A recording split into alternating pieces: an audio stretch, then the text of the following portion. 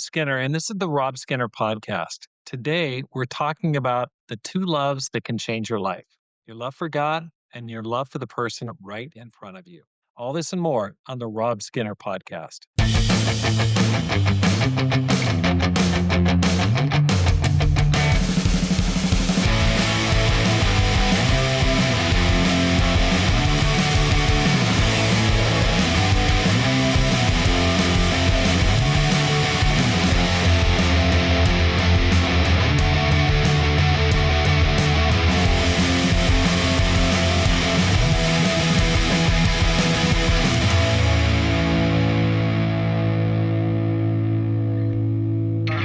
Thanks for joining me on the Rob Skinner podcast. My goal is to inspire you to live a no regrets life, make this life count, and multiply disciples, leaders, and churches. I remember as a young Christian, I would go to church and always enjoyed it. Tom Brown, a guy named Tom Brown was the preacher, and he was an amazing preacher. I mean, he just blew it out every Sunday. I had goosebumps whenever I heard the guy preach, just a booming voice. But even more than the voice was when I would go talk to him and just ask him about his lesson and just respond to his lesson. It blew me away because there'd be a crowd of people around wanting to talk to him because he was so dynamic and charismatic.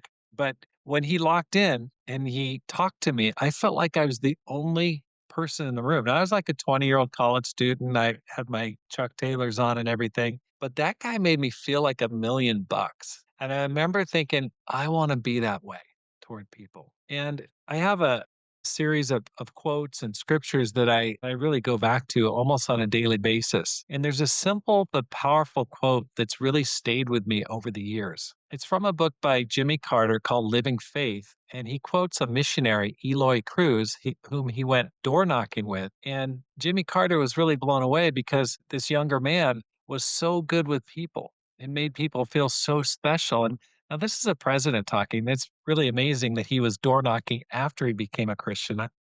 You got to give him some props for that. That's pretty impressive. But he was so impressed by this young man and his love for people. And so he asked him his advice, like, how do you do that? Where's that come from? What's your secret, basically? And when he told the ex-president, he said, you only have to have two loves in your life: for God and for the person in front of you at any given time or any particular time. That's it. Two loves. If we can get these two things right, we'd fulfill almost everything Jesus ever asked of us or taught us. In 1 John chapter 4, verse 19, it says, we love because he first loved us. Whoever claims to love God, yet hates a brother or sister is a liar. For whoever does not love their brother and sister whom they have seen cannot love God whom they have not seen.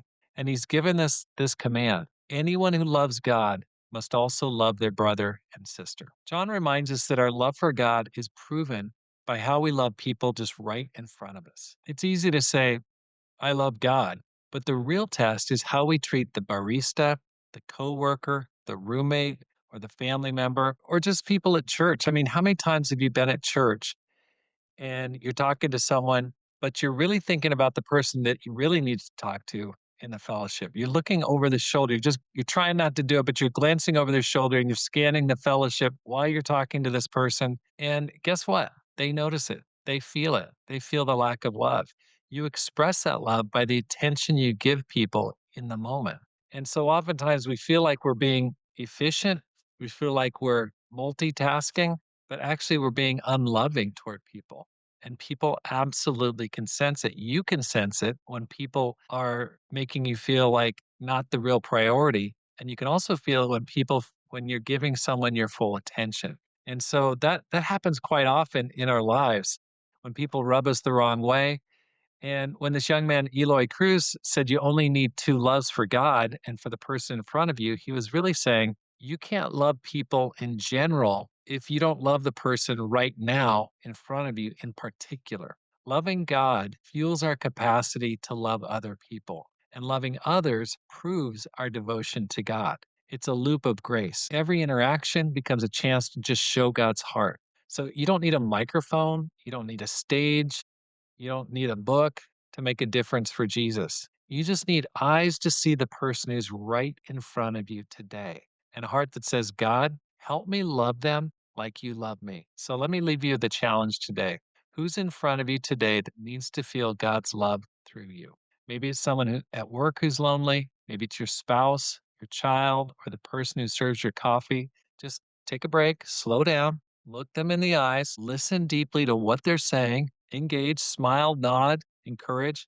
You don't have to fix all their problems. You're not going to do that, but just make them feel seen, listened to, and valued. That's what ex Christians do. They multiply God's love one person at a time. Thanks for listening to the Rob Skinner podcast. If this has encouraged you, I hope that you'll share it with a friend and subscribe. And remember, you only need two loves in your life, for God and for the person in front of you at any particular time. My goal is to inspire you to live a no regrets life, to make this life count, and to multiply disciples, leaders, and churches. Have a great day and make this life count.